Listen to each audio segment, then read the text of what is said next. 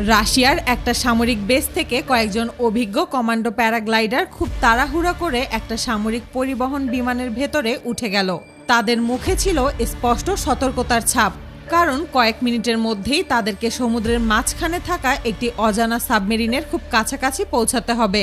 সাধারণত এমন ধরনের সিদ্ধান্ত খুব কম দেশেই নেয়, কারণ সমুদ্রের মাঝখানে কোনো সাবমেরিনের উপরে নেমে যাওয়া বেশ চ্যালেঞ্জিং। কিন্তু সেদিন পরিস্থিতি মোটেও স্বাভাবিক ছিল না।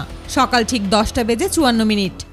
রাশিয়ার উত্তর অঞ্চলের গুরুত্বপূর্ণ বাল্টিক ফিল্ড সামুদ্রিক ঘাঁটির রাডার কন্ট্রোল রুমে তখন প্রতিদিনের মতোই নজরদারি চলছিল।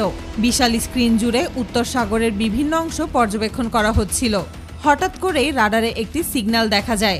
প্রথমে সেটিকে খুব সাধারণ বিষয় বলেই মনে হয়েছিল, কারণ সিস্টেমে সেটি একটি মাছ ধরার ট্রলারের মতো সিগন্যাল দেখাচ্ছিল। যদিও এই এলাকায় খুব কম সংখ্যক মাছ ধরার নৌকা প্রবেশের অনুমতি পায় এবং সেগুলো বেশিরভাগ সময় রাশিয়ার নিজস্ব ট্রলার হয়ে থাকে। কিন্তু কিছুক্ষণ পরে দায়িত্বে থাকা রাডার কন্ট্রোল অফিসারের সন্দেহ শুরু হয়, কারণ সাধারণ মাছ ধরার ট্রলার কখনোই দীর্ঘ সময় ধরে একই জায়গায় স্থির থাকে না। তারা কিছুক্ষণ পর পর অবস্থান পরিবর্তন করে, জাল ফেলে, আবার অন্য জায়গায় যায়। অথচ এই সিগন্যালটি অদ্ভুতভাবেই একই জায়গায় স্থির হয়েছিল। কয়েক মিনিট পর্যবেক্ষণ করার পর অফিসার বিষয়টি ঊর্ধ্বতন কর্মকর্তাদের জানান এবং দ্রুত সেখানে একটি MiG-29 যুদ্ধবিমান পাঠানোর সিদ্ধান্ত নেওয়া হয়।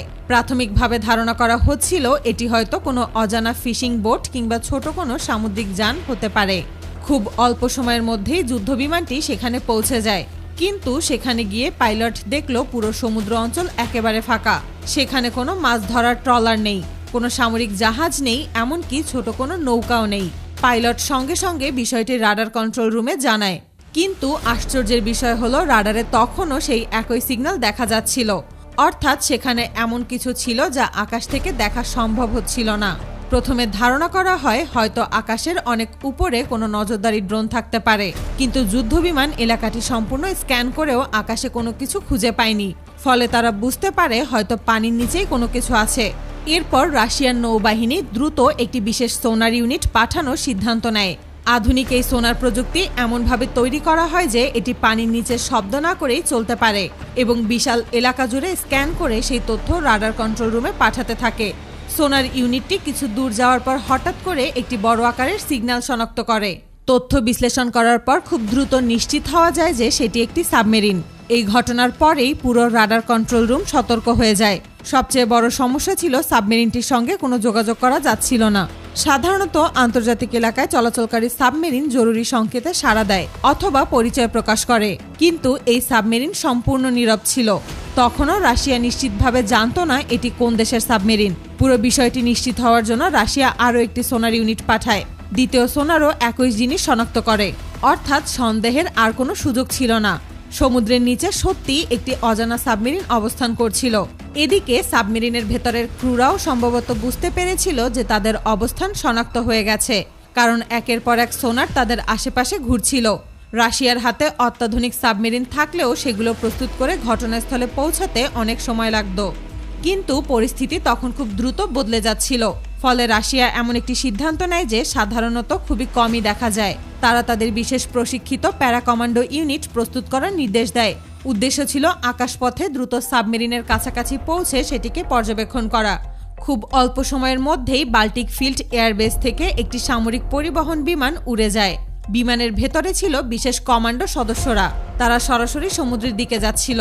বিমানটি যখন ঘটনাস্থলের কাছাকাছি পৌঁছায় তখন নিচে সমুদ্রের উপর সাবমেরিনের অবস্থান শনাক্ত করা হয়। কমান্ডোরা তখন নামার প্রস্তুতি নিতে শুরু করে। তারা বিশেষ রশি এবং দ্রুত অবতরণের সরঞ্জাম নিয়ে প্রস্তুত হচ্ছিল। পুরো অপারেশনটি ছিল কয়েক সেকেন্ডের হিসাবের ব্যাপার, কিন্তু ঠিক সেই মুহূর্তেই পরিস্থিতি বদলে যায়। সাবমেরিন সম্ভবত আকাশে সামরিক বিমান এবং কমান্ডোদের উপস্থিতি বুঝতে পেরেছিলেন। কয়েক সেকেন্ডের মধ্যেই সেটি দ্রুত পানির গভীরে ডুব দিতে শুরু করে। কমান্ডোরা তখনও পুরোপুরি নিচে নামেনি। অল্প সময়ের মধ্যেই সাবমেরিনটি গভীর পানির নিচে অদৃশ্য হয়ে যায় এবং ধীরে ধীরে এলাকা ছেড়ে চলে যায়।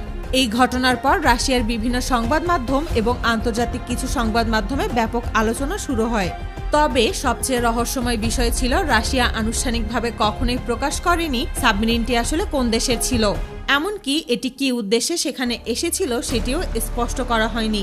এই ঘটনার পর রাশিয়া তাদের উত্তরাঞ্চলীয় সামুদ্রিক সীমান্তে নজরদারি আরও বাড়িয়ে দিয়েছিল বলে বিভিন্ন প্রতিবেদনে উল্লেখ করা হয়। বিশেষ করে সোনার ইউনিট এবং আকাশপথে নজরদারি আরও জোরদার করা হয়। আজও ঘটনাটি নিয়ে অনেক প্রশ্ন রয়ে গেছে। সেই সাবমেরিনটি আসলে কোন দেশের ছিল, কেন সেটি রাশিয়ার এত কাছাকাছি এসেছিল, আর সেটি কি তথ্য সংগ্রহ করছিল, এসব প্রশ্নের উত্তর এখনো পুরোপুরি জানা যায়নি।